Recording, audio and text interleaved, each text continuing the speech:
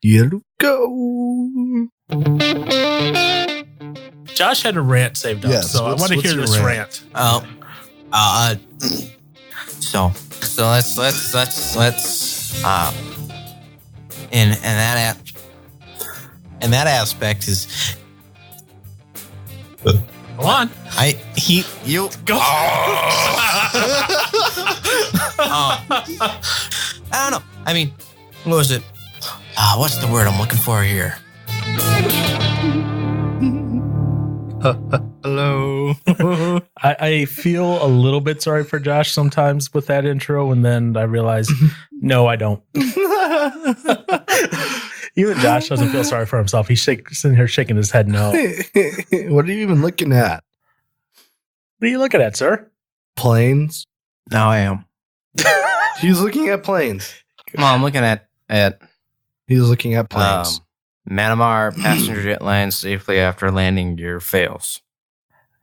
Yeah, Okay. he's looking at planes. Anyways, this year, wow, I need to get myself in alignment here. This week, Yes. hopefully all audio issues are fixed.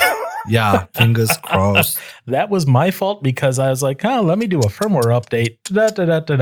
What could go wrong? Well, as you heard last week, that went wrong. And that was the better of the two recordings. I think I played for Aaron and Josh the other recording a little bit in our group chat, and where it was just that was what it recorded, and I was like, oh, that's not useful at all. That's a problem, just slightly. With sub, you lose sub. Yeah, that's okay. That is okay. I think we did okay. What? Dude, guess what? What's that? Today is Mother's Day. Happy Mother's Day. Yes, it is Mother's Day. Today the recording. Woo! Look at that. And did you all spend time with your mothers? I know Josh is going to spend time later with his mothers. At the Cheesecake Factory. Nice. Ew. Aaron, have you spent time with your mother today? I said hi to her. You said hi to her. I'm kidding. No. I should have said Happy Mother's Day right away. Yeah. For myself first. But what stopped you? But Max texted me and he said, hey, tell your mom Happy Mother's Day for me. So I did him first before I did me. So someone who's not even a part of your family said Happy Mother's Day to your mother before you. Yeah. That's awesome. Yeah. So, but I did get her a card. Okay. Have I gotten to her yet? No. At least she'll get it before she listens to this, right? Yeah. You're like, I hope. I was like, wait, this is going to be on Tuesday night.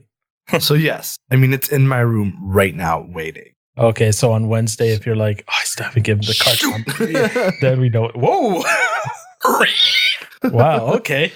Well, got some excited chitlins over here. We can't be sad or upset with them. They gave us tacos. Yeah. They hand delivered tacos to us in the room. They're like, would you like some tacos? No, we're good. Here's tacos. Okay. Thank you. Not saying no to free tacos. Are you sure? And avocado. Yeah, and avocado, which is nice. So yeah, it's another week here on Use Your Words, and it's interesting. I was looking at some of the download stats. You know, we picked up some people in Switzerland, which is Switz. Yep. For whoever you are in Ireland that's listening, thank you. I mean, so cool. And we're talking 54 downloads in Ireland, so that's more than 1 to 2 people. So that's right. That's just blows my mind a little bit. So yeah, no, thank you. This has been an interesting little experiment as this has come along, and I'm glad that both of you have come along on this ride with me. Both the good and the bad. And it's like, wait, who are you talking to now? You two. I thought you were talking about the people in Ireland. I was like, wait, what? I don't know how many people are in Ireland listening. I just know that there's 54 downloads. Sick. So, but that's good. Hey, you know what? I'm happy that. So I said, thank you both for coming on this little experiment. Yes. Nothing. You're just gonna sit here and bob your head all day. Yeah, apparently so. So, We're going to continue on the conversation today a little bit more about what we started last week, and then we're putting behind the scenes the final details for next week on how that's all going to work. Yep, exactly. But before we get to any of that, we have to live with a tradition. Here's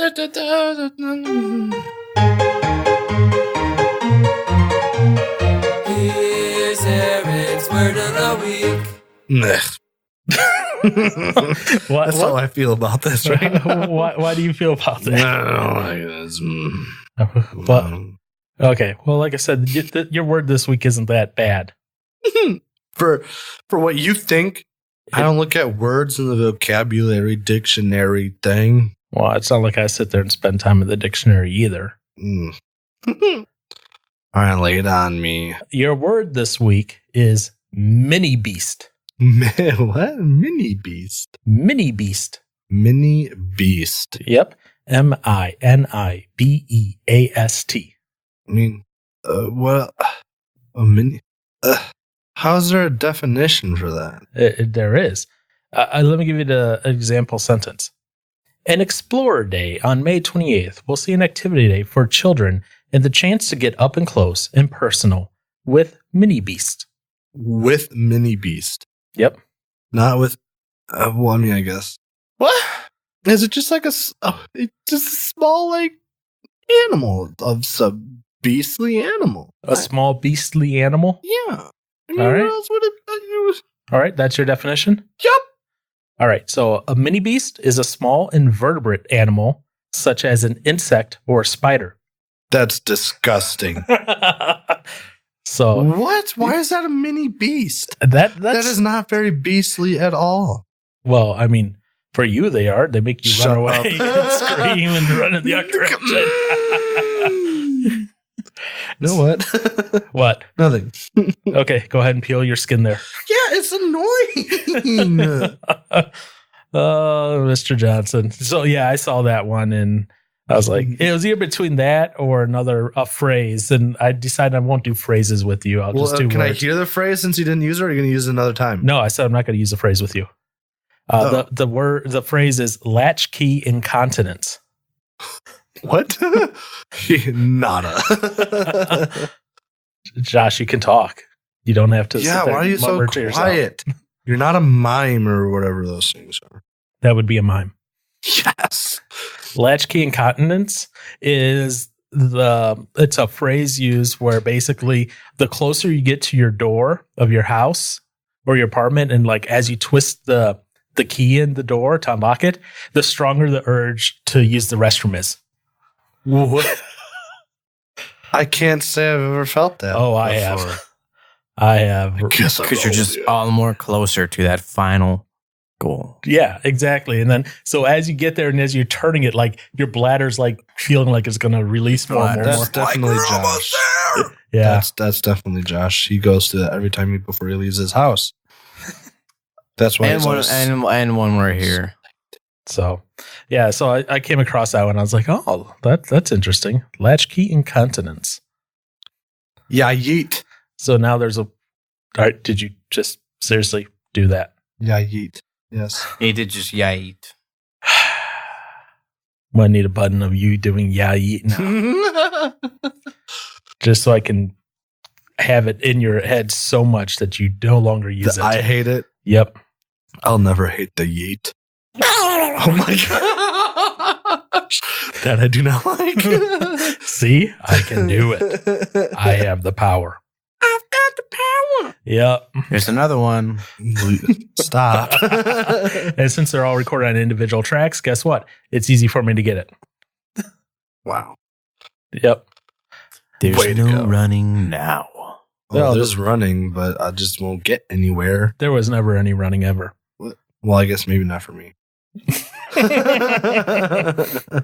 Fair enough. Same for me, sir. Same for me. Same for me.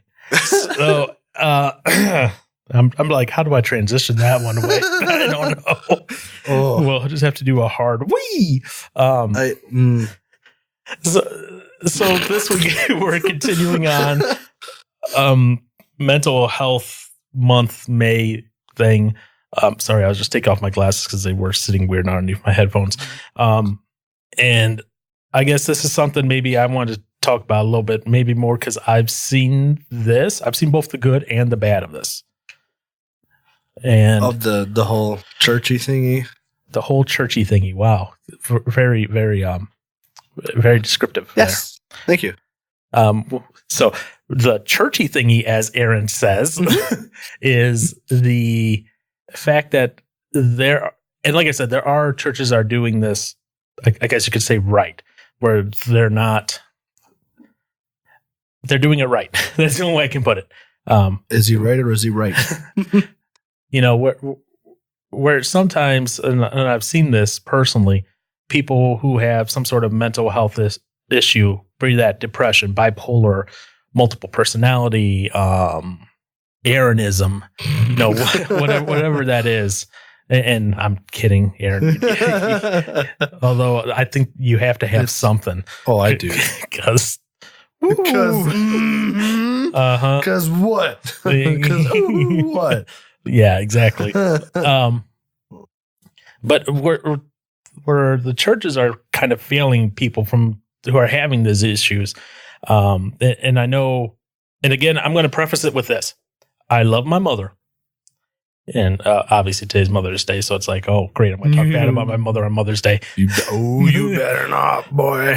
But that being said, the thing that drives me probably the most nuts, yes, that's my mother. Good job. You pulled up a photo of my mother. I'm just so you can say it to her face. Oh, I've said this to her face many times. There's no question about this because I've said this to her face many times. Okay. That drives me nuts is she is of the mindset that you don't need to take any medication if Gwen's like suffering from depression and that. And she's like, just pray it away. Pray it away. And I'm like, it doesn't work like that, Mother Dearest. Mm. And I call her Mother Dearest for the older people who understand where that movie's from. I don't say it because of the movie. I say it because that's just something I've always said to her. I've always said Mother Dearest. Because in the movie, there was a movie called Mother Dearest. Oh. And the mother was like very abusive to their kid. Oh. I've just always said Mother Dearest. I never even knew about the movie until recently. So it's just something I've always said. So I've never known about that movie. Your parents probably know about it because it's an old movie. Well, my parents old? Well, considering that most of the time whenever I come over to your house, they're usually watching a black and white film, that kind of speaks for itself. Doesn't? Young people can't enjoy black and white movies? That and you were the oopsie baby, surprise baby. Yeah. I don't think they were planning on having you that old. Well, I mean, Mom kind of was, but Dad wasn't expecting it. Yeah. So let me guess. It's probably one of those situations where Dad's like, no. Mom's like, yeah. And Mom goes, oops, I forgot to take the pill. I don't think so. That's not how it happened. Actually, it was the pastor from Grace Church at the time. Oh, no. Convicted my dad, apparently, to give it another shot. And then, wait, here I am now. What was the message? He was talking about family. The family, the doctor family from my church. Yeah. They were on, birth control. They got a bunch of kids, and they were like, well, should we be using birth control or should we not be using birth control? And they did a whole sermon on birth control. And they stopped using it, and out came another kid. Okay, so we went from my mother stigmatizing me about taking medication for my depression to birth control. I have no words. There are no need for words. But then how are we supposed to use them? Wow. But there are need for moans and groans. Anyways, back on topic. Before this is cut short due to murder. Oh boy. It's getting hot up in here. Okay, so yeah, my mom, I would say, like I said, I love her, but I'm finding with talking to certain people that that's not that uncommon, especially in the Christian area. The whole pray it away thing? Yeah. And unfortunately, we do that a lot with, well, I shouldn't say, yes, I will say this. There's a church, there's certain segments of Christianity where everything is, don't do the medical thing, just pray it away. They used to have those things, pray away the gay, pray away. Remember that stuff? I do remember that. And I think that was probably more hurtful and harmful in that case. And it is definitely in this case with mental health issue as well. See, I was going to say, you're talking about praying it away. The same family I was just talking about with the whole birth control. All their boys have ADHD, severe ADHD. And they were on medication for, most of their childhood. And then their mom started getting into this whole essential oils thing. And they started going down the route of that and praying. And somehow the boys no longer need to be on medication. They've come to a point to where it's controlled not only by them, but also just by, I think it's just things that they do to help. It's interesting. They're completely off medication, and they've been off medication for years now. And you wouldn't even think they have ADHD. So, but I mean, there are some things that you do need to take medication for, especially because the flesh is broken to the point, and in some cases to the point where it is unpatchable, and that is just a side effect of sin. And yeah. Okay. So I was just giving a little snippet on something. Tangent. I'm gonna throw a couple things out on that one. On what? Oh boy. Of what Josh just said here. I said the 2 words that he does not like. Oh, I'm not even going to talk about essential oils. I'm not even going to delve into that one. That's a whole other conversation, and they have their place for smelling nice, and that's about it. They do smell good. But where I am going to go on that, regardless, essential oils or herbs or meditation or prayer or anything. Some of that can control like ADHD. Some of that also is sometimes, especially kids, can grow out of that sometimes. So it might be a combination of some of that stuff. Yeah. So that's what I'm going to say on that. I wasn't going to be like essential oils, da-da-da. Trust me. You want to get into that? That's a whole other conversation. Not getting into that right now. So the second point I wanted to loop back around to then was something else you said about the sin portion on that one. Do you want to go ahead and further clarify your thoughts on that one? The what? Where you were saying about how sometimes you do need the medication and it's all results of like the sin portion. Well, what I was getting by that is, if there was no sin on this earth, we would have no issues. There would be no nothing. There would be no negative side effects of any sort of thing because the world, everything we do, everything we live in would be perfect. There would be no wrong. So that's what I was getting at. Okay. Is, there wouldn't be what in the Christian realm, or I should say in the Christian dimension.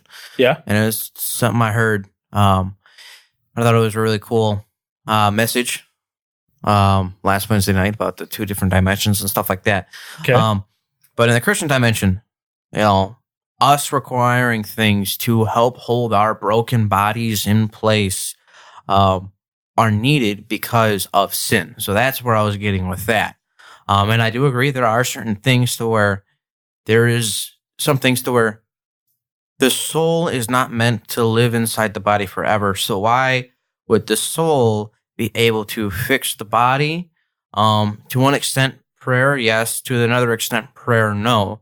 Because if the body is not meant to go with the soul, then why would that be intertwined to the point where, not saying that miracles can't happen, but miracles are a thing more so of the past. God came, he showed the miracles.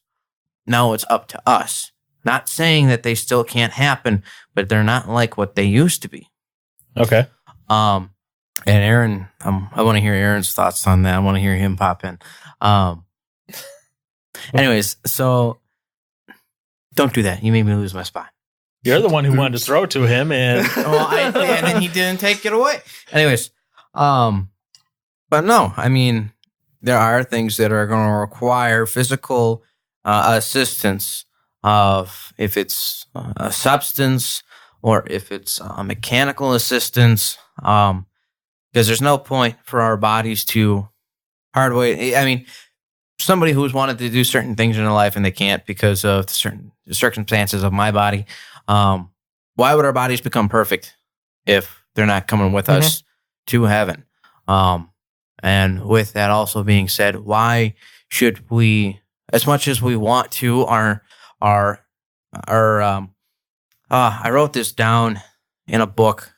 It was worded really well about sin and how at the bottom of our heart, we may want to do good. We may want to glorify God, but our sinful habits that we have inherited and that we have grown into will yank us back. And it's kind of the same thing with the body too. You know, we can't make our bodies perfect. We can't make it 100% holy. And nothing that we have can really do that. As much as civilization will always try to make perfect humans, try to make it to where there is no disability, no disease, that just can't happen.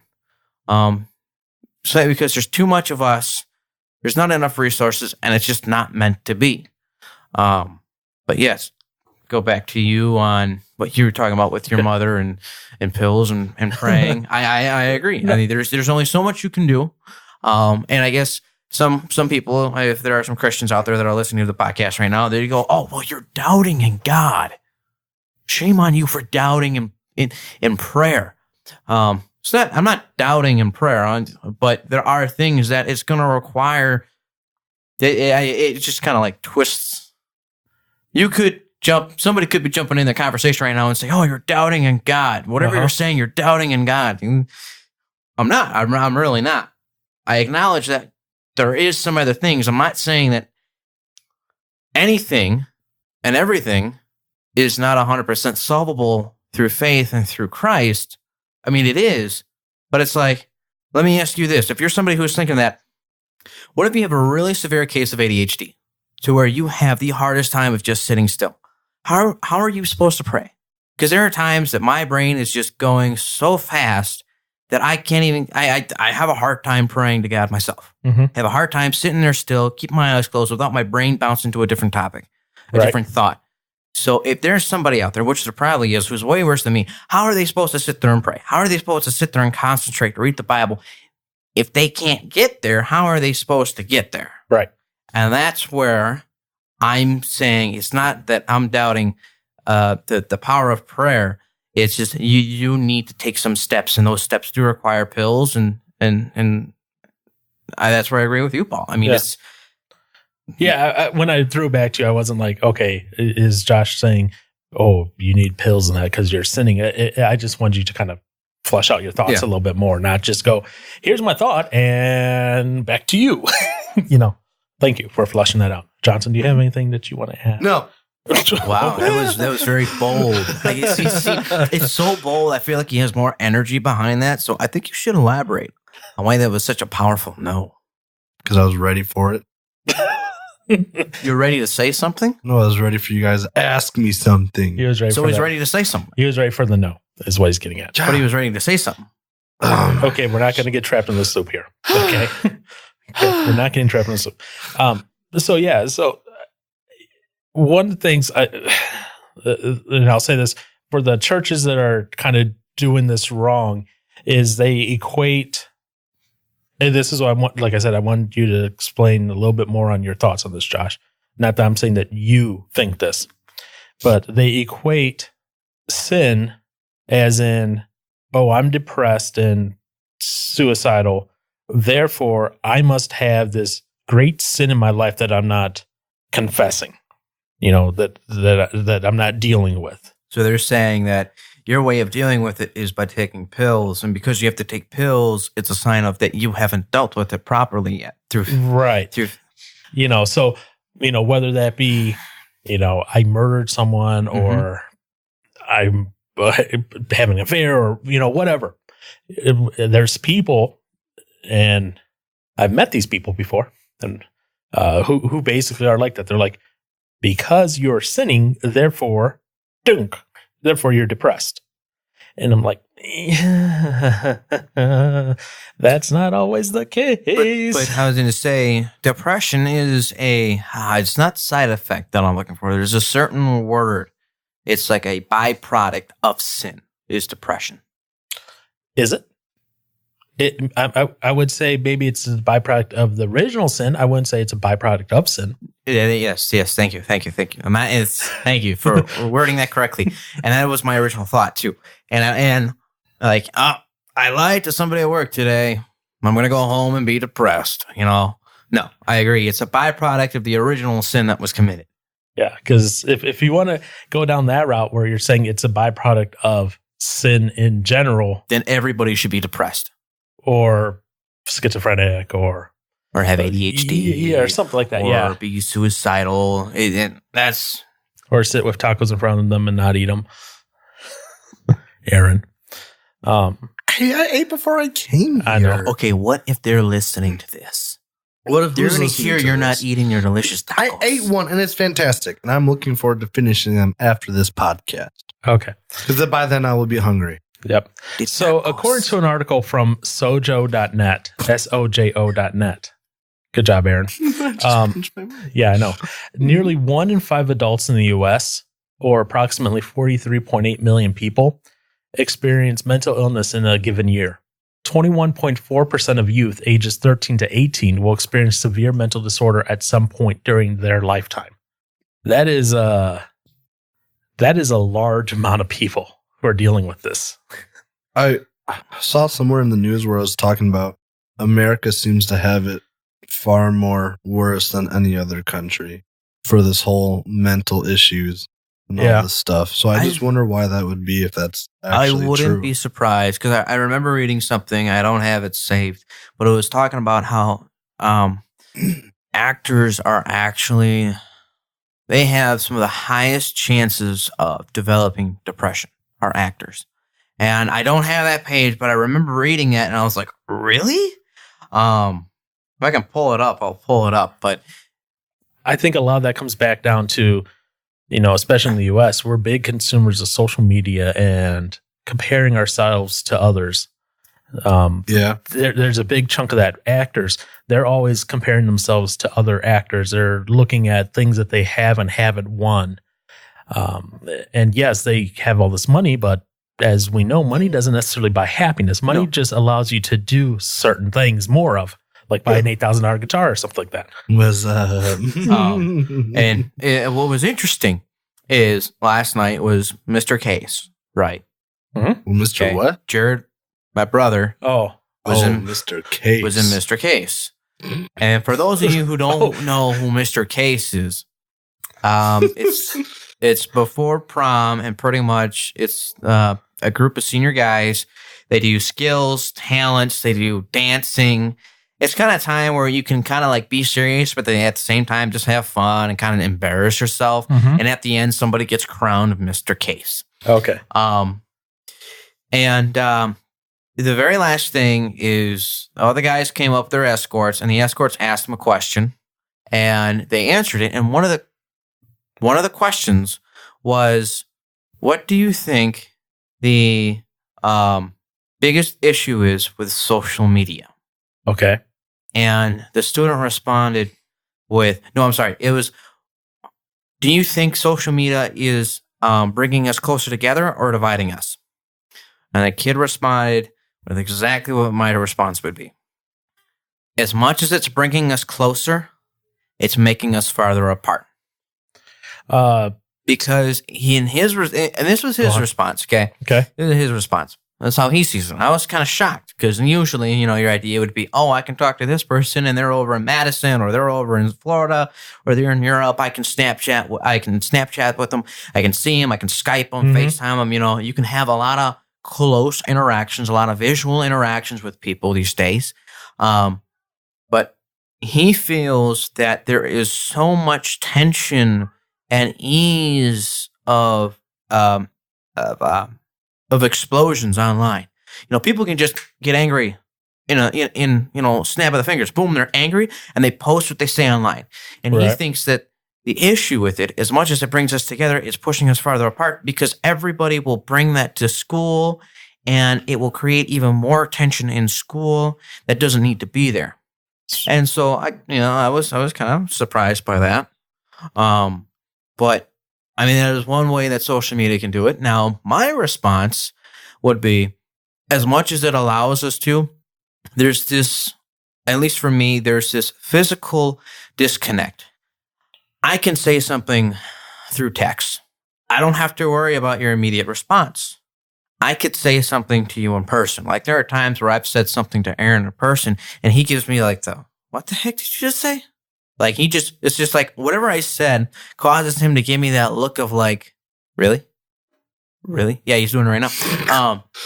And you don't get that with text. So I think one of the issues with social media is it allows people to just say what's on their mind faster without checking what they're saying.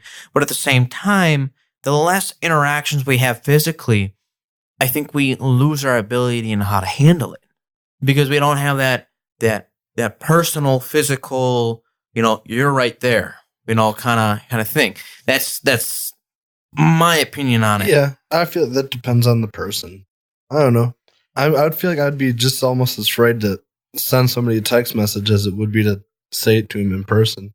But the only thing is, like you said, it does delay the reaction. So I guess it could give you more time to prepare for a reaction. But I'm still at the same time, it could give enough time for the person to forget about their reaction to what you said. What? So like if I said something that irritates you, I'm not in the same room as you. So you don't have to worry about looking at me for something that I said that irritated you. Okay. Okay. So it doesn't solve things. You know me. I don't like being in a room with you when I feel there's some sort of type of tension. I don't even like being, at a distance with you. I like knowing if there's something, we address it, right? Oh, I'm going to use that. Take that out of context. Oh gosh. But no. So if we're in the same room, I bug you. I try to get it to where you speak up and we figure out what's going on. And you just like to put things down on hold. You don't want to address them when we're in person. Yeah. But when I allow you to have some space, you come to it and you start to talk more. So what I'm saying is, I could say something that pisses you off over text. You may not acknowledge that it pissed you off to me, but it could have pissed you off. Now you might have this subtle irritation with me, but you never actually come to it because I'm not right there in front of you at that time that it happened. So therefore, it kind of gets put on the back burner in your brain. Okay, before we go down too many more rabbit holes, how's this relate back to the original topic other than social media? I didn't start talking about social media. I don't know. I said social media, and I regret this now. Okay. Yeah, look what you brought upon. I know. This. That's a whole other conversation because that's worthy of a conversation at some point. Because then I'll just say this to close this portion out here. No. About the social media portion, where Tim Pool talks about how Twitter is probably the vehicle through which radicalization has happened the most in the last few years. And that's a whole other conversation for another time, but weird. Yeah. Anyways, I regret bringing up social media now because we went down a rabbit hole that wasn't part of the original topic, but that's okay. That happens. It's just more snippets for more future stuff. Oh no, there's one part I'll be taking out of context. I'll be using that for a new intro. That's I'm looking forward to it. Me too. You should be. Me too. Okay. So what? Sorry, I was just like, I thought someone was knocking at the door for a second. I was like, her. I am definitely going to hurt you, sir. See, I mean, maybe you are hiding something. You talking about, if I murdered somebody. I mean, you started to talk about it a lot. Go look at the trunk of my car, see if there's what body's there. Oh no! I'll give you the keys. Oh gosh! I didn't ask that. But joke's on us. He's a serial killer. His car is bodies.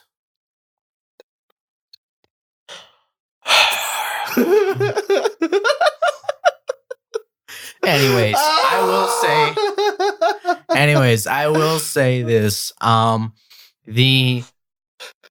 I read the topic for today, I was like, interesting, because I had nothing really to bring to the table. I mean, I didn't really know where to start looking online, and I was like, it's probably going to be another day where Paul has a bunch of scenarios he plays to us, and he kind of gets our responses to it. Yeah. And I was thinking, the reason why I don't really have anything to bring to the table today is because there's really never anything talked about at my church. Well, I don't recall. There's a problem right there. I do not recall, because Baptists tend to do a lot of scripture reading. They base pretty much most of what they talk about straight from the context of the Bible. Right. And they bring it into a way where we're able to understand, and they bring illustrations to and from to make it more personal or relatable. Uh-huh. And like today we were talking about, what was it, Samuel 16, where Saul's the king, and Samuel has to he's going through the brothers of David, and he's like, this one. And God's like, no, not that one. This one. No, not that one. And then he gets all the way to the smallest kid, David, and God says, that's the man, So we talk about stuff like that, but we don't talk about issues as much. And I've been noticing that. And it really made me think, well, where does the Bible really talk about how to deal with depression, anxiety? Mm-hmm. I mean, like I said, the more I learn about the brain, the more it's just like there's so much to it, which makes it, there's so much that can go wrong with it. Right. How does the Bible really help us to deal with that? So, yeah, the reason why I don't have anything to bring to the table is because we really don't talk about it at church. Well, that right in of itself right there is a thing to talk about. Why isn't that addressed? Maybe one of the places where it should be addressed the most, where people can feel safe to have those conversations. And it might be something where it's not necessarily talked about in the congregation as much as it is. We might actually have staff members that know how to help people with that kind of stuff. So they may try to make it more one-on-one, more personal, more private. Because you know how some people don't like telling others about it, but at the same time, the nice thing about a sermon is that you still stay anonymous while they talk about the main subject, and you don't have to come out and tell people, hey, I struggle with depression, or I have suicidal thoughts, or I have impulsive thinking that I can't control. It's all talked about there for you, and you don't even have to bring it forward. So, yeah. I guess where I'd say, about that and is the fact that, okay, so there's some churches out in Grand Rapids, Michigan that I know and there's probably some around here, I just don't know about them. They actually have counselors on staff at the church, that are actually there for actual counseling, so outside of the pastor, because, well, obviously, pastors doing all sorts of other stuff. They might not necessarily have the time to do just counseling as well. And, and if the congregation's really taking advantage of it, well, that'll keep them busy 24/7, if we're being honest. The other thing is, I've also noticed, especially out in Grand Rapids, there are churches, they have what's called broken people small groups. And these are small groups specifically for people who have some sort of mental illness that are, who are trying to live with it. It's not so much, yes, they do like a Bible study portion of it, but a lot of it is support for them where, hey, you know what? You have something and you need to live with others. You need others who are going through the same thing. Come to this. I don't think I have seen anything around this area with that, period. I think it's also something where, are there a lot of big churches out there, or is there a lot of small churches? Both. Both. And the one that I'm talking about that I know that does this is a smaller church. And the reason I know is I'm part of a Facebook group, a closed Facebook group for people dealing with mental illness. And one of the leaders is in that group, and, he was talking about how he helps lead one in that. And so that's how I know that, there's some out there in Michigan. Now, this group started out of Grand Rapids, so it's going to be a little more skewed towards that Grand Rapids side of things. But, you know, there are people from other areas. You know, I'm in there for one. So it's good to see that some churches are actually putting a big emphasis on this, where it's not just something where, like, if I was suffering from depression, you know, real bad again, where I had to go and seek out the help, where they were actually advertising, hey, do you have a mental illness? Come to our group on such and such a day, you know, and get help. You know, you don't see that around here, because I know we don't advertise it at this church. Aaron, the churches you've been visiting, have you seen anything like that? Not that I'm aware of, I guess. You know, not in the bulletin, not in the on the projector, not in the announcements. You know, so I mean, I think, and I'm saying this and realizing this, it's also not something that every church is equipped for either, especially a smaller church. You know, that's something they may not have staff for, or, you know, the specialty. Yeah. But if, like, let's say there was a big church around here that offered something like that, why aren't some of these smaller churches that know about it promoting it to their congregation, saying, hey, this is something that can help you? Yeah. And so here's something I pulled up. It's from, it's called PTS Blog. They do a bunch of stuff about ministry and social work. And it's from 2015. So, you know, a couple years old now, a few years old at this point. But they did a survey to a bunch of church leaders, pastors and that. And they, you know, said, how many times are you approached to help people with mental illness every year? The majority, and when I say the majority, I'm talking about over 50%, was only 2 to 5 times. Wow. You know, and I'm including once in there. So 1 to 5 times, sorry. So 1 to 5 times in a year, over 50%. Only 15.8% were more than 12 times, and 6 to 12 were 17% were 6 to 12 times. You know, and some actually said never. No one ever said, oh, I need help with insert mental illness here. I think another thing might be is that, you know, most churches don't talk about it. And so I think there might be a stereotype out there. And since churches don't really talk about it, don't really open their arms to people who have that kind of issue, I think a lot of people get kind of not scared away, but I don't want to say shy away, because then it makes it sound like that person doesn't have enough confidence, or doesn't. Churches probably don't look like it's worth time for someone, especially if they don't see that there's no way they could possibly fit in. Okay, well, let me add this in here, okay? And I think this feeds into some of this. 1 in 15 American adults, that's actually quite a few, suffer from some sort of social anxiety disorder. 1 in 15. Yeah, that's what a study released. Okay, so if you are dealing with that, and let's say it's a new, like you just moved, it's a new church, and you have some social anxiety disorder, you know, where you have like this intense feeling, especially in a new situation.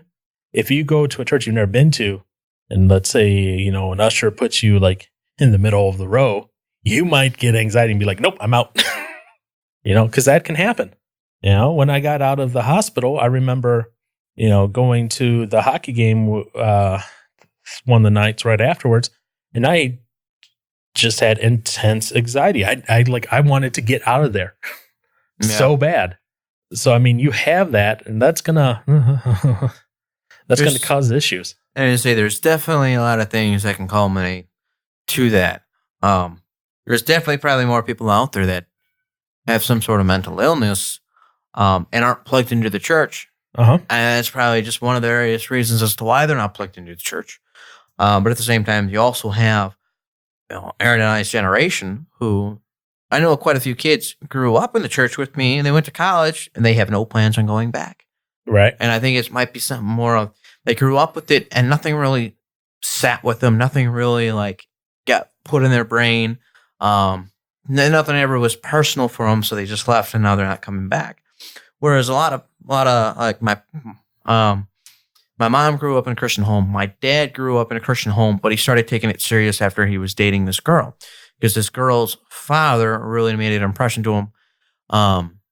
So I know a lot of older people have that where, it's some grew up, but a lot of them have, and it becomes personal for them. But just in general, I think there's more that the church can do, as well as the population of the churches within the congregation size is dwindling too. So, well, yeah, that's a whole other thing though. Okay. So from both of you, and Aaron, maybe you go second so you can think here. Since Josh said this, now I'm going to ask. He said no, so he's ready to go. Nope. I already told him he can go second, so boom. And since you brought it up, you get to go first. You brought this on yourself. Please tell me you're going to make a button out of that laugh too. Yes. So 3 buttons so far against Darren. That's okay. Don't worry. I have ones for you. Don't worry. Anyways. Oh, wait. I don't have that up. If you think about it. See, I am so okay with that because that irritates him. Yep. Anyways, so something you said is something I want to explore a little bit further. And I want to hear your thoughts on this. And, what did I say? And I want to hear both of your thoughts before I give my thoughts on this. That's not good. That means I'm not thinking right. No. You're jumping along the same lines I wanted to go through. So seems like I do that a lot. We make a great team. That's fine. So something you said was that churches need to do better with helping those with mental health issues and that, whether that's, how they present stuff or do stuff. What are some things that I guess the church community, I'm not just saying the pastor, because the church community is more than just the pastor, it's the congregation and everyone else that's involved. What are some things that from your perspective, now I'm asking from your perspective, like I said, I'll give my thoughts after both of you go. So Aaron, be prepared. You're next. Don't fall asleep. Yeah. What are some things that the church community could do better in that regard? What is the church not doing right? Is another way you could think of that. The body of the church. Yeah. I'm talking about the whole body because I would say, I guess one of the things is I don't work in a church. I don't work in a large church. I mean, you got the pastor, you got, other pastors, they all work, they create messages, they find ways to get plugged in with the community. So I guess what I said before about the church could do more, I guess I don't exactly know. So it's not like if you are somebody who's listening right now, it's not like I'm trying to say you guys aren't doing enough or you guys could be doing more. I'm just saying I don't know how it works. Let's not think of the staff. Okay. Let's think of the layman. What could we as a congregation... Sounded like you said lame men. No, layman. Layman. Yeah. Yeah. What could we as a congregation, non-staff, do better to support those who may be suffering from... It could be anything from ADHD to bipolar to depression to... What are some things that we could do? And we already kind of talked about, if we know of a church that's doing a group, advertise for them, and hook up with them, in a partnership with them sort of deal. But what are some other things? And I'm not asking you to say, well, this is what I know we should do. Just off the top of your head, what are some things that you think we could do? They have to want it. Otherwise, things won't get done. Okay, assume they want it. Okay, so assuming they want it. Assuming they want to help. Let's assume, Josh, you're on stage talking at a conference right now. Uh-huh. All these people are here attending to learn from you what they could do better. What are your thoughts? What is your message to them? What's scary is I'm not going to say never because I could totally end up doing that one day. I would. As much as I was hate it, I would.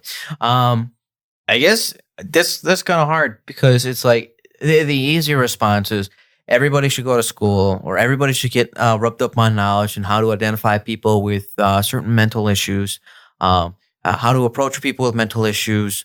There's a bunch of stuff to help people directly, but how do you help people without that is kind of a challenging thing to say. I mean, there's always pointing somebody in the right direction. Well, that's the other go-to answer. Mm-hmm. Besides rubbing up on knowledge and understanding and how to work with people, how to do stuff like that. Yeah, the other part is just kind of the basic things that we're taught in church. Love one another, care for one another, look out for your neighbor, be open arms with people. Not saying that the church community itself needs to get. There's always room for improvement. Yeah. Always. Yep. But I do see a lot, and I'm part of it. I'm part of the issue. I'll admit that. I go to church on Sundays. I'm not really plugged into Grace. I just kind of go to it because it's my home church. Okay. My tithe goes there. I like the church. I like some of the people who are on staff there. But I'm not really plugged in. So I'm not benefiting my response at all. But a lot of people, they go to church. They get done with church. They go home. Okay. Not a lot of people sit around and socialize. You'll have the occasional, hey, how you doing? I haven't seen you in a long time. Yeah, really? No way. What's going on? Mm-hmm. You got a lot of that that'll happen after service or something like that. But not a lot of people are really out to look for someone new. Look for someone new to shake their hands with. You have, I don't know if your church does this. I can't remember the last time that I was here and I remember it, but at Grace, they encourage us to try to move around, change our seats, and sit somewhere new. Because about 15 minutes into worship, they go, all right, now turn to people around you and say good morning. So everybody comes around, hey, good morning, good morning. You might walk down 3 hours, hey, good morning, morning. So they try to make this kind of this welcoming aspect, this welcoming feeling. But I think after services where it really is impactful, they'll have picnics and lunches and stuff like that. So they try to encourage people to come, eat, talk to one another, get to know someone new. So I think if churches really did that more, it could open up doors for more conversations, for the right conversations, and kind of like your story, where you had it planned. You had it planned to end your life, and you went to camp, and Nathaniel Bratt said, hey, man, what's going on? And that changed it for you. And that probably could change it for a lot of other people, too, if we had this more of this gathering, this bigger fellowshipping outside of church. And one of the other reasons why I'm not huge in, like I said, I'm a hypocrite with what I'm saying right now because I don't better what I'm saying we should do. But I think you might have places that are too big. You might have places that are too small. Okay. Too small to where everybody knows everybody. And it's kind of like what you were saying last week. You don't want to tell your neighbor or your friend that you are struggling with depression and you're suicidal. You have people that are like that. And in those situations, a small church would be not the best place for that, especially if everybody knows each other and you've been dealing it for years and you haven't said anything. Then you also have the example of where the church might be so large, it's like nobody really keeps tabs on each other because there's so many people. Right. So again, I mean, it's kind of one of those things where it's like, the weight's over here, it raises up, then it drops down. But the big thing I think is just people just trying to fellowship more outside. I think is better all around. Because besides that, no matter what mental issue you have, we're wired to be social. We are. As much introverted as you might be, as I might be, as I don't know what Aaron is. He's an introvert one day. He's an extrovert the next day. So, hey, everybody come on over. No, I just want to be home alone. I want to play Dark Souls all by myself. Nobody come over. I'm going to make myself mac and cheese. No, wait, everybody come over. If you're making your mac and cheese, you better invite us all over. Okay, Martha? Yeah. But, yeah, I mean, just fellowship more outside of church. I think it's going to be probably the easiest, quickest, and best way to incorporate that more. I don't know. Okay. It's just no. Because, like I said, there's really not a whole lot you can do because you almost have to be more of a specialist with that. But the easiest way is to show love. That's the easiest way. It's the easiest non-educated. Don't need to go to school. Don't need to read up on books. It's just loving somebody, opening your arms up, inviting them into your life. I think it's probably the easiest thing to do. Okay. Aaron, sorry, I stole the stage for. Holy crap! It's already 4:30. Wow. Yeah. Anyways, take it away, Aaron. Wow. Okay. I don't know. To be honest, I don't know. I guess to me, it all depends on the person. Everybody's different to some point. So how do you do something that would, I guess, help out the majority of people that have issues with it. Because I feel like making this like people that have mental issues a target would just scare them away. That's fair. To a point.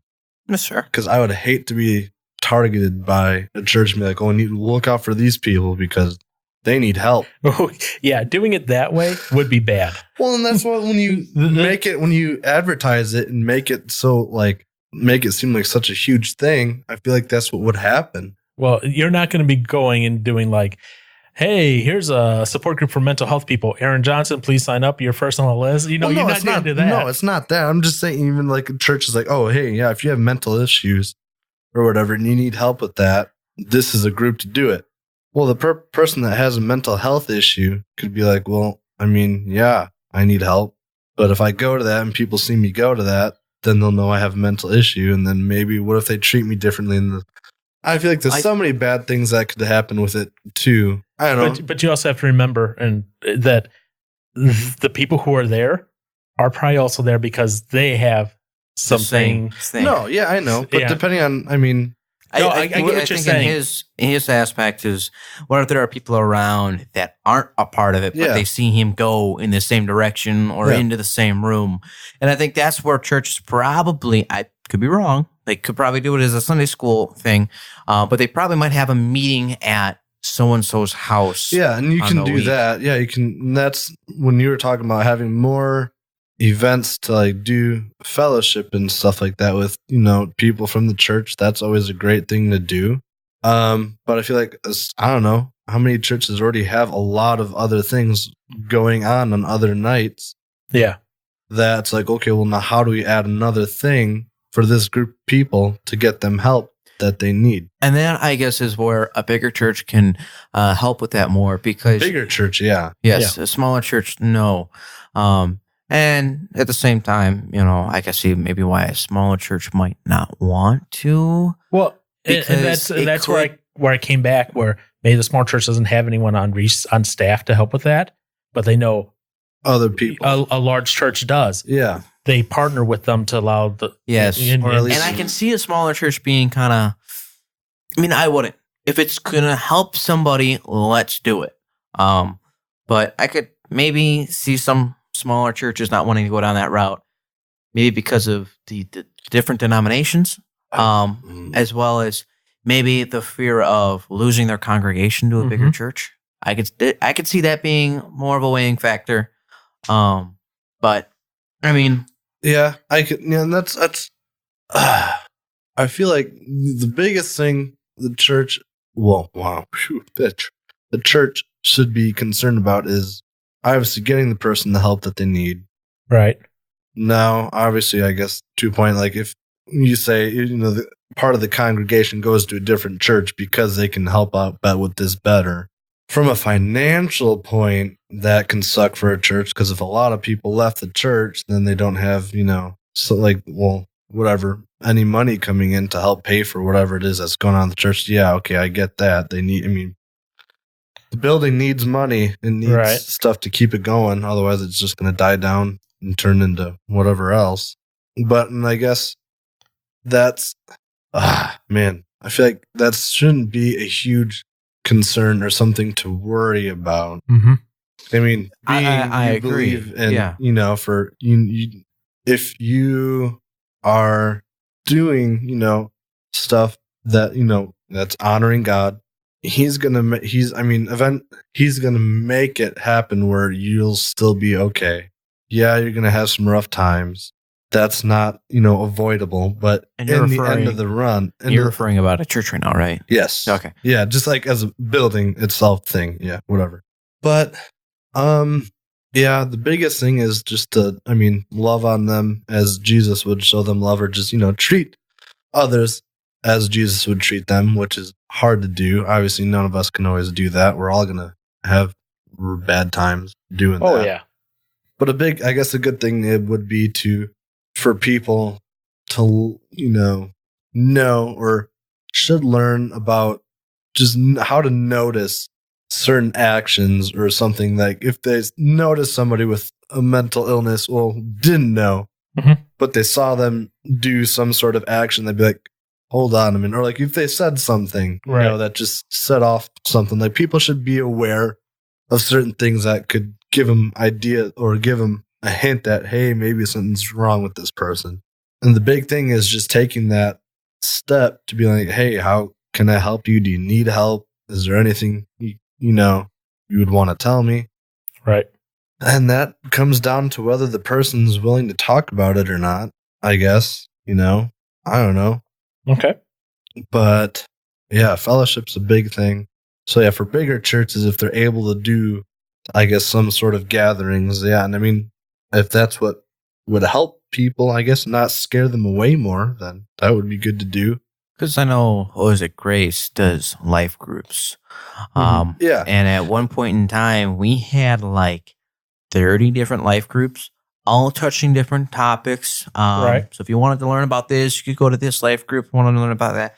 And then there were some life groups that were hobby-based. It was a Bible study, but they were based around a certain hobby. Okay. So if you liked riding motorcycles, if you had a cool car you liked driving, so they found ways to intertwine, and that's where a bigger church could have, yeah, Right.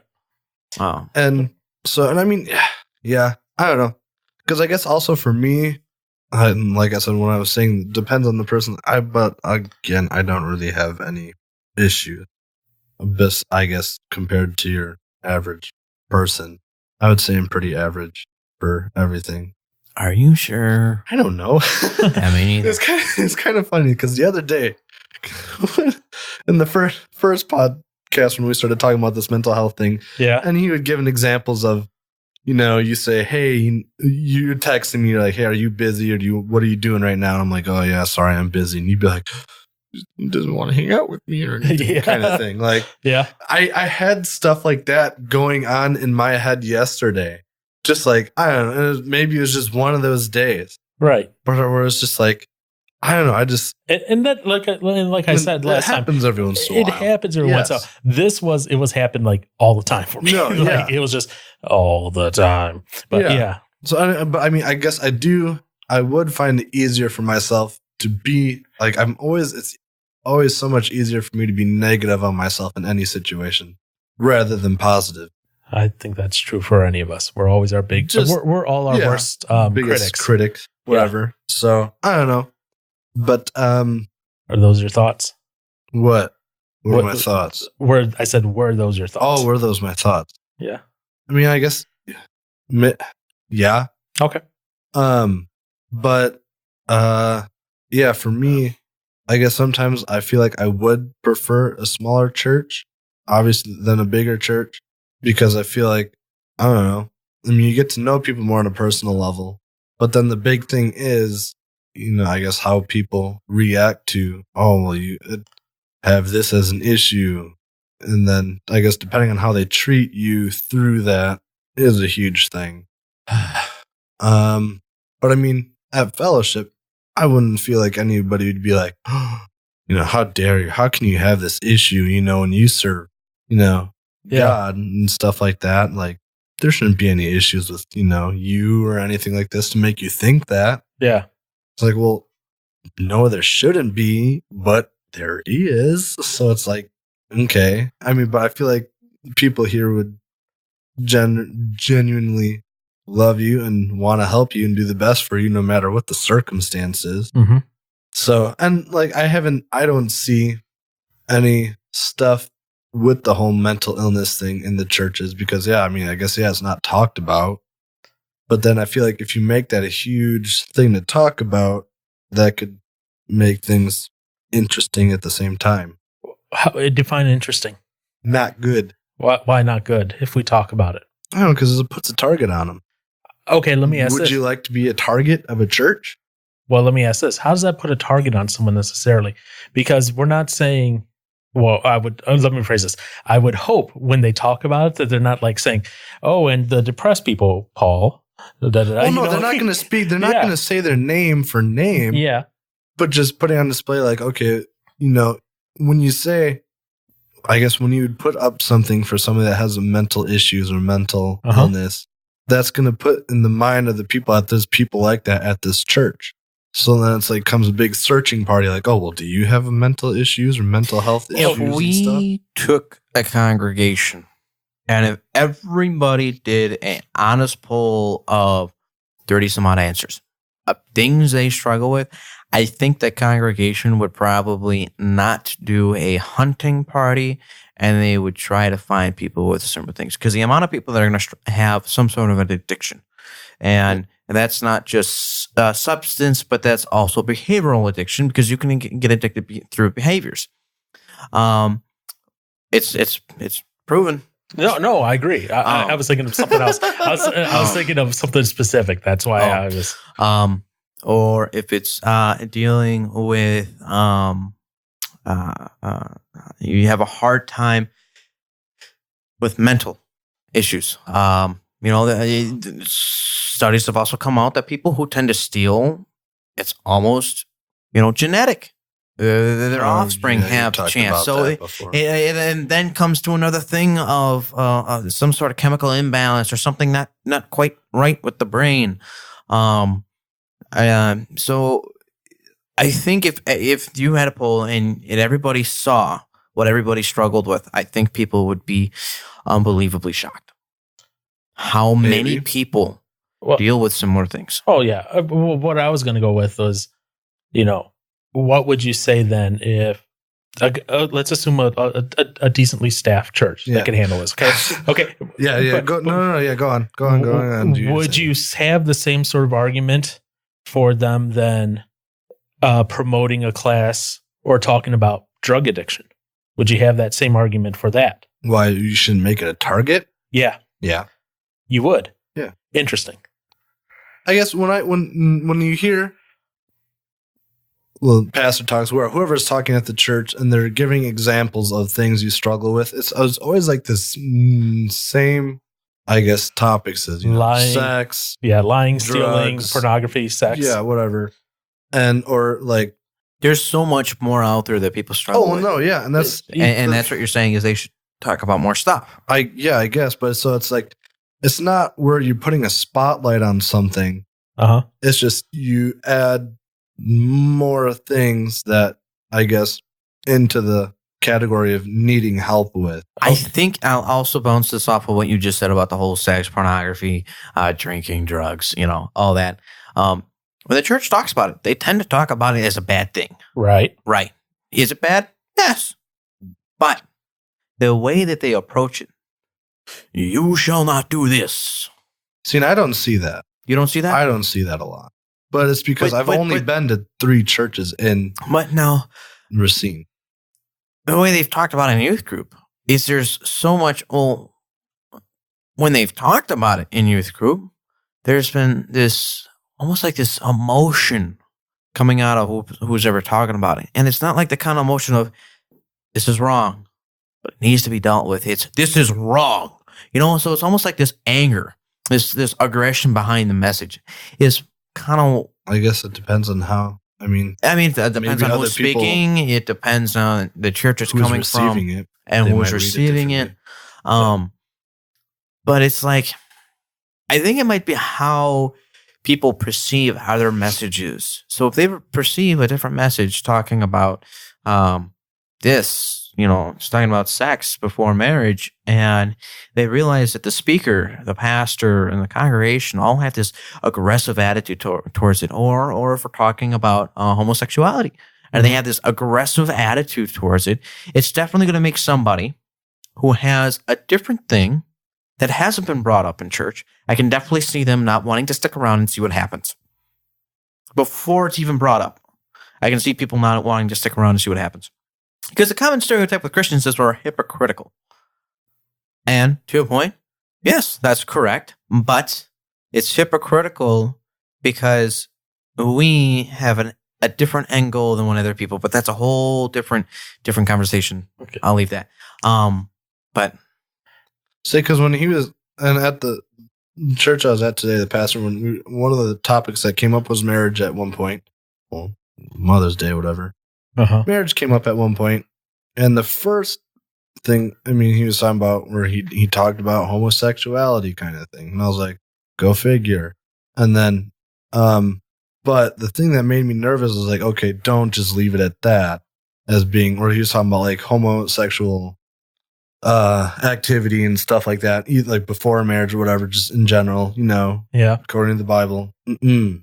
But so I was like, please don't just leave it at that. Like, go farther into more other examples. So then, in which he did. So I was like, oh, okay. Okay. Because I feel like, some churches, they will say a few examples that, I don't know, well, it could either be a big topic at the time or not. I don't know. But then they don't address so many other different things where it's just like, okay. They kind of just put it on a poster board and leave it at that. Yeah. Right. Yeah. So, I mean, yeah. I think churches are probably trying to address more of the immediate issues. Well, yeah, and that's big issues that are out there. And then there's another issue that starts up, and I was like, oh, shoot, now we got to move on to this one. Well, then they'll stick on that. They'll get that one down after a while, and then, there's a new one out again. Or they got to go back to the one from 3 topics ago. I will say this. The one thing I love, my great-grandpa said on his deathbed, he looked at my father, and he said, John, why are there so many denominations? It's all about the soul. It's all about the what? The soul. It's all about Christ. Oh. Okay. I was like, where is he taking this? I was like, what is the soul? It's all about Jesus. It's all about Christ and your soul. And denominations are pointless. Why is there so many denominations if the end goal is accepting Christ? It's living a life for Christ. Yeah, they have. Now, the denominations come in is how do you live that life for Christ? Yeah, there's some difference in theology between them, but for the most part, the big factor is the whole being saved process. For the most part, that's all the same, and we can agree to disagree on some of the other things that maybe choice of music or how do you do communion or stuff like that. If it doesn't have an impact on the whole salvation thing, then that's a interfamily fight at that point. Yeah, and and then there's the whole thing is just agree to disagree. Yep, kind of thing, and just let it go on. Okay, but honestly, I really don't know. It's there's so many. Well, I have a few thoughts. Things. Oh yeah, you still have to give your thoughts. Well, no, because I wanted to hear your guys' thoughts before I said anything, so that way I didn't kind of like taint the well. Sure. That's what you want to call it. I've heard that one before, not. Of course. But that's not a common phrase. I just said it just to say it. Okay. That's not like a phrase like I hear all the time and that I'm like, well, why don't you know it? Okay. So reading the tea leaves. So yeah, exactly. Reading the tea leaves. So some of this information I have is from Christianity Today. It's from an article in April of 2018. The article is called Church and Mental Health. What do the numbers tell us? So this is, a little over a year old. So it's not like we're talking about an article that's, decades or anything like that. We're talking about something that's kind of pretty recently here. So one of the things that they address in here, and I agree with this, I didn't know what the numbers were, now I do, is that I do think the church from the pulpit, so whoever's speaking, because, most churches that I've been to, I'll say this, that I've been to, most churches, the pastor or whoever is speaking speaks from the Bible or whatever. Rarely do they go on tangential subject only where they're not necessarily referencing the Bible, but they're just talking about it, right? It's kind of rare, at least from the churches I've been to. That being said, I do think mental health is one of those things where maybe they need to do that a little bit. According to this, nearly half, so 49%, say they rarely or never speak on the subject of mental health to their churches. They never even bring it up. It's never even addressed. So if you're sitting someone, and this kind of goes back to something that you were saying there, Mr. Johnson, if you're someone in the congregation and they're talking about, sin in general, pornography, whatever, and, they're saying how this is bad, how, if you're dealing with this, you should, stop. Here's how you can get help, But your thing never comes up, oh, what about depression? Well, we're never going to talk about that. Either that's now an unapproachable topic, which then, quote unquote, unapproachable topics usually have that additional weight of, a little more shame and a little more weight on them. Or maybe it's such a bad thing that it's not publicly addressable, or it's one of those things where it's you're not even going to address it. So how does this fit into my everyday life? This is something that's real. How does this work? And what that also does is people who are not dealing with it then are not necessarily aware that might be a thing. Right. So because so I'm assuming you didn't know me. Okay. Mm-hmm. You and your family, if you and your family just lived in their little bubble that you live in, okay, and I say little bubble, so I mean you only interact really with you three. Would you know anything about mental health or how that worked? Because that's supposed to a point. I mean, my dad had struggled with depression quite a bit. Okay, in his he did. younger days. I didn't know that. Mm-hmm. Okay, but let's say he did or whatever, and you three were happy and on your own. There's a lot of families out there, thankfully. Yeah, right. Where that never pops up into their family. Mm-hmm. And they never have to deal with it. Okay, yeah, within your family, no. Mm-hmm. But I guess just being out in the world, you're going to hear about it at some point. More or less nowadays, yeah. Well, nowadays especially. Yeah. Because it's such a big thing now. Well, at least talked about a lot more now.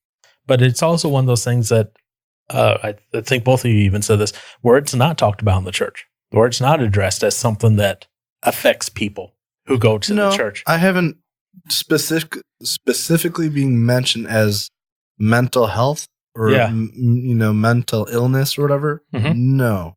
Yeah. I mean, but there's been, I guess, I feel like I've heard, either messages or whatever where, I mean, depression is talked about or anxiety is talked about. But I mean, it's talked about in the context of what the story is at that point, typically, from what I've heard. Of the story. Whether it's about David or it's about whomever. Oh, okay. It's in the context of that, not so much if you're dealing with depression, read this verse to da-da-da. Not that I've heard. Okay. That's just mine. Are you hearing different things? I mean, it's been a long time since I feel like I've heard, I guess, a message where it's talked about depression and anxiety. But I mean, I know that's been stuff that's been talked about in the past before. Is it done a lot? No. But I mean, it's not like it hasn't been talked about. But I mean, I guess what would stop a person from Googling that then? Or looking into it for themselves? From Googling about depression? Yeah. Or, I mean, like if you're a churchgoer and you want to know what the Bible has to say about it. I mean, if your church isn't talking about it, why wouldn't they try and find something like on the internet that has to talk about it? I guess would be my question. And some people do. Like we have Mr. Brewer over here who started doing some research on his own. Mm-hmm. But up until that point, Josh, were you doing any research or anything like that about it? Especially if it wasn't talked about? No. You were just going around saying, suck it up, buttercup. No, I'm not talking about the person that's out, that's not dealing with it. I'm talking about the person that is dealing with it. You can deal with it and know that, again, it comes back to that logical versus emotional part of the brain. Would they Google it and try and find help at all? Not necessarily. Okay. Because you can Google it and you can see and honestly, if you Google it, I found a lot of articles out there on the web that basically tried to link depression and feeling depressed to, you did something sinful in your life. Mm. And I was just like, I guess that depends on what you're Googling then, I guess. Yeah. Because I mean, I've looked up stuff like either like Bible verses or stuff like that to help deal with depression or other issues. And I didn't come across. Yeah. That's if you specifically search Bible verses for depression. Well, I'm just, that being one of the examples, but okay. Yeah. And there comes a point where, yes, it's comforting in some way, but I'll be 100% honest. When you're in that point in time, for the most part, it's like, oh, look, here's a cute little Bible verse that talks about depression in some way. Why is this supposed to make me feel better? Again, stupid brain, as I call it. Mm-hmm. So, but also I think at the same time, that the fact that we're not talking about it when I say church, like I'll phrase it this way: in big church. When I say big church, I mean like upstairs in the sermon and that. So I'm not saying you have to dedicate like a whole sermon series to that. I'm saying once in a while address the issue, the fact that you have people in your church that have mental health issues. Well, then I guess would you do that with any subject then? Yeah. Now, when I say that, yes, I say a subject that. So, and it's weird in this way. In a certain ways, mental health, talking about it is still kind of taboo in certain ways. It's a little weird. So going back to this article I have here from Christianity Today, 60% of the people surveyed said local churches should provide some support group of some type or like link up with another church that does, only for the fact and kind of promote it, if only for things to raise awareness of it so it's not thought of as a taboo subject to even talk about or bring up at a time. And the other thing that was kind of interesting is, and again, Pastor Dave, I'm grateful to him to what he had, but he didn't, when I talked with him in that, he didn't have an exact list of where I could go for further. He had a kind of idea of who we could ping for ideas. And this says that only about 68% of pastors say that their churches have a list of like, oh, you're depressed or you have this mental health issue. This is where you can go. Okay. But on the flip side, the perception is by people who maybe are struggling or their family members, only about 3 in 10 people say that their church has such a list. So maybe churches can also make that a little bit more public. They don't necessarily have to target, the same way that, you're saying, hey, what, are you struggling with drug and alcohol stuff? Here's a place where you can go for help or whatever. Mm-hmm. Are you struggling with mental health? Here's a place you can go for help. They could just put that in the bulletin or, on the announcements or whatever. That doesn't have to be a targeting list it doesn't have to go out and hunt them. Mm-hmm. It could be just there as information. Because then that also helps the person who maybe doesn't want to be the person who goes and talks to the pastor or talks to whoever or, to find out that information. They can go, oh, look, it's here in the paper. Okay, it's right there. I can leave and take it with me. Mm-hmm. So I think those are a couple things.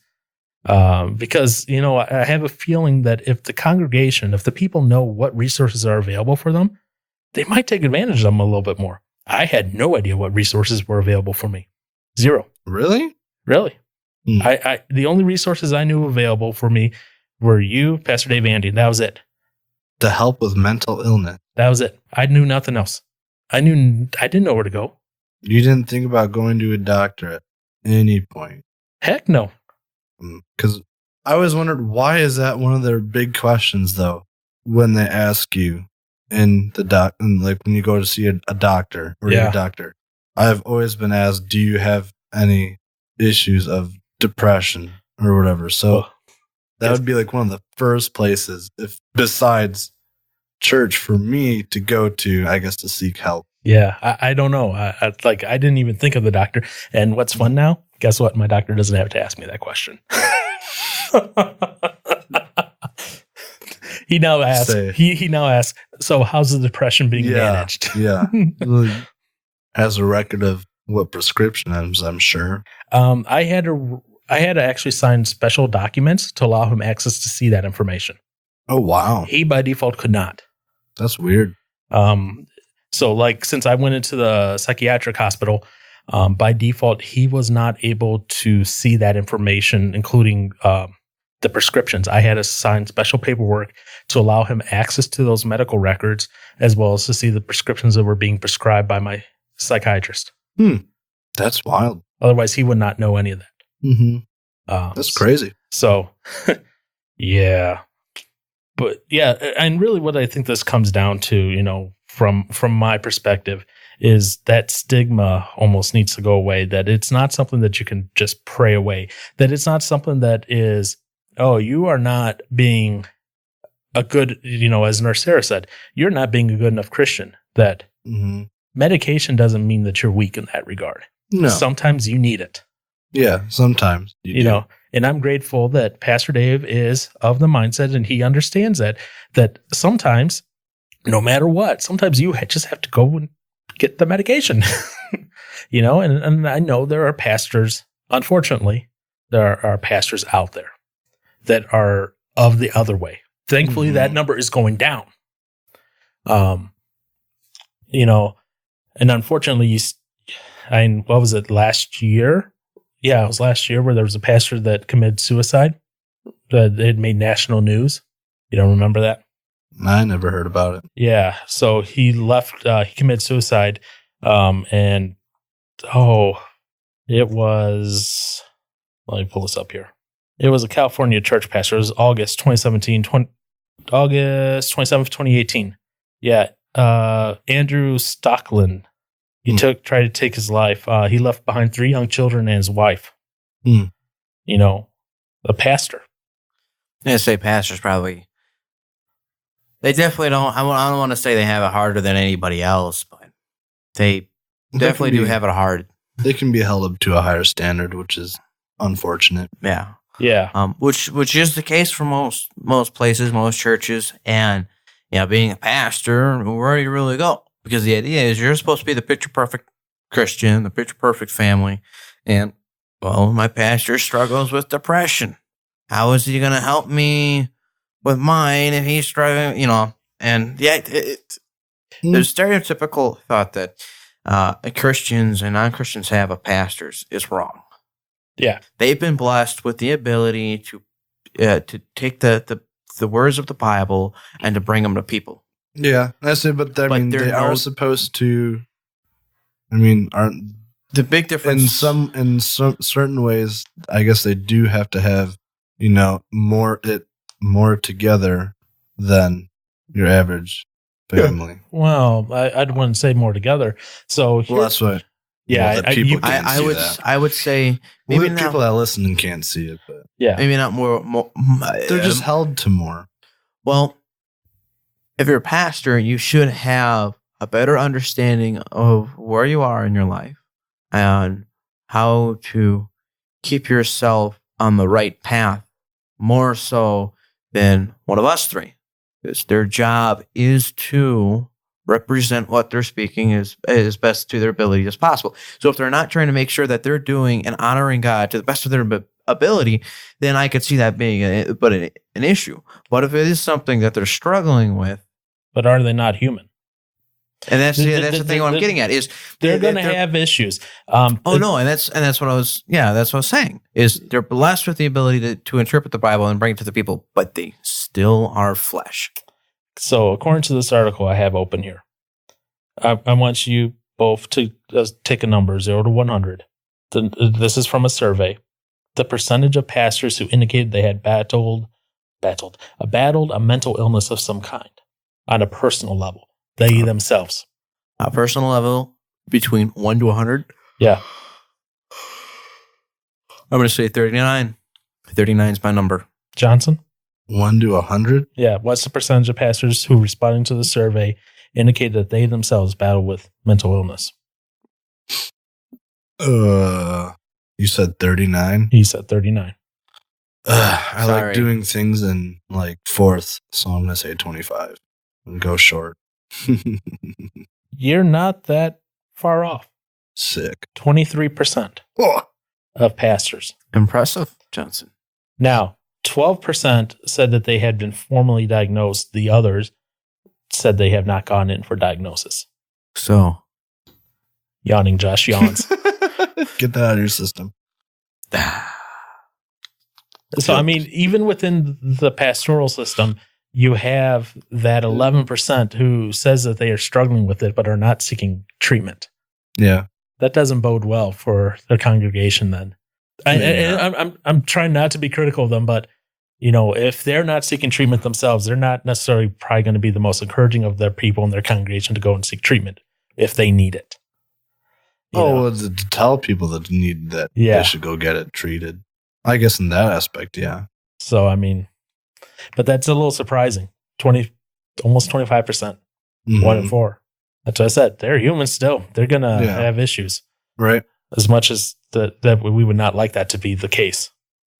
So, yeah, I really think the biggest thing is churches need to address this more. They need to make it known that, hey, you know what? Just like people suffer with lusting after guitars and,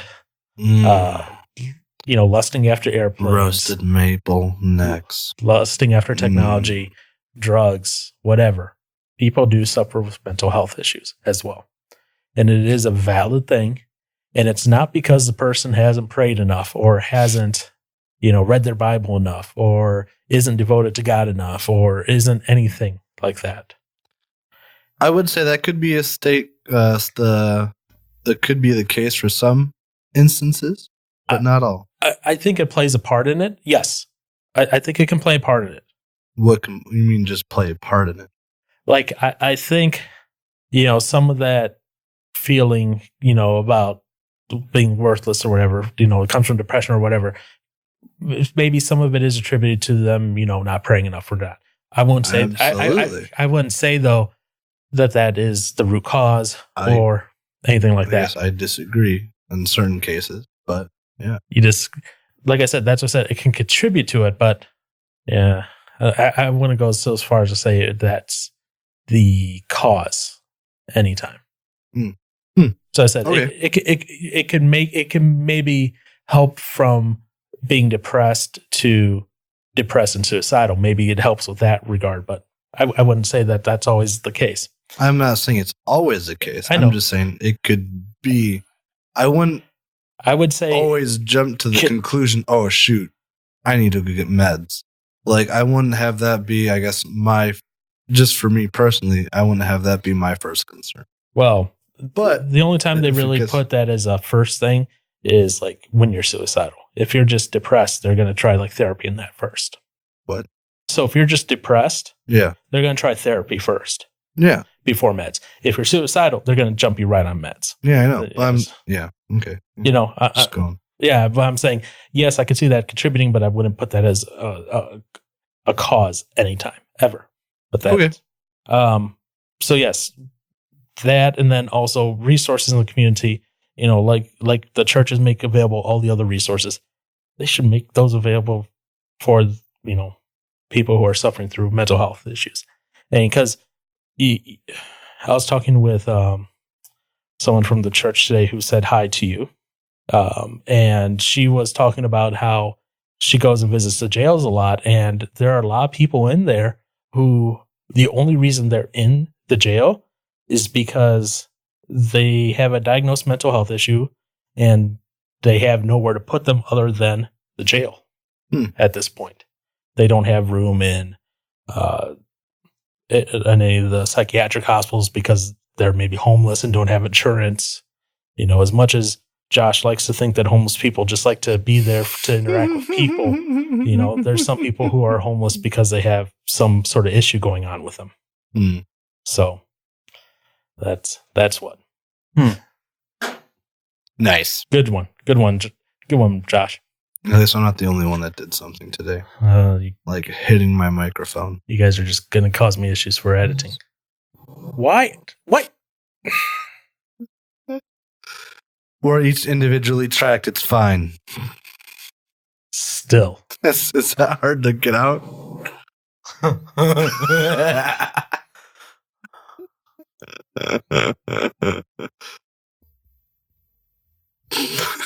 going to shoot that heart. He's a murderous kind. I am. Anyways. This is going to be a great ending now. All right. Let's wrap this thing up, shall we? Say, Joshy boy has to get to Cheesecake Factory. I got to get to dinners. Yeah. With his lovely mother. Mr. Brewer doesn't know how to combine family outings into one family outing. See, two different families. You can combine them into one. Eventually, you're hoping there'll be one. Well, I'm hoping my family is still at home by the time I get home. Oh, you're going somewhere too? No, they came over for lunch. Yeah, they were celebrating my niece's birthday, and my aunt and uncle came down, and But my family will be home when I get home. I came here. To do this. My dog will be there. Okay, puppy. Yeah. Little doggo, not puppy. So, anyways. Yeah. Any thoughts from you two on ending this up. I'm golden. I am platinum. Wow. Just have to one up me. Fine. Yeah, he always has to. Wow. Okay. My final thoughts then. Don't let this be something that isn't talked about. As scary and as weird as it can be, and as differing of opinions as can be, like me and Johnson, where we kind of diverge on our thoughts on some things, and that's fine. Agree to disagree. Yeah, we'll agree to disagree on this one. It's okay. And that's fine. But don't let this be something that festers. If this is something that's going on, even if you're a little scared with how you may feel people in the church are responding, don't let it be something that keeps you from seeking help with guidance and that. And if the church you're going to doesn't have the resources, maybe see if there's another church in the area that does, or if your pastor is able to connect you to other locations that might have trained counselors or trained things. You know, there are some churches that have trained counselors on staff, typically in a larger church. But that's what happens sometimes, you know, especially in small churches, you're not going to have that. So especially if you want to be in a small church, well, you may not have that ability, but there may be someone in there who can direct you to the right way. So this is something that's important. Mental health and how the church reacts to it has gotten better, and hopefully will continue to get better as we go on in the future. And hopefully this isn't something that is hitting a standstill at where it's at now, and then it stops getting better. Hopefully it's something that just keeps going on and getting better. So with that being said, Josh has agreed to sing the outro song for us in his own way. Wait, what? I'm just trying to see if I can get a reaction out of him while he's chugging milk. I was wondering. I was like, well, why did you bring up the mic like that? I have to stand up. Is that to get good posture then? Yeah, I was like, yes, exactly. There So we he could go. sing straight from the diaphragm. Well, I had to do something because both of you were sitting there passing a jug of milk back and forth between each other. I'm like, yeah, they're not even paying attention. So let me get their attention again. I was listening. I know. It was more geared at this one over here to my right because, Yes, me. yes. So milk is not good for your vocal cords. Yeah, exactly. Is it No, No. it's not. good?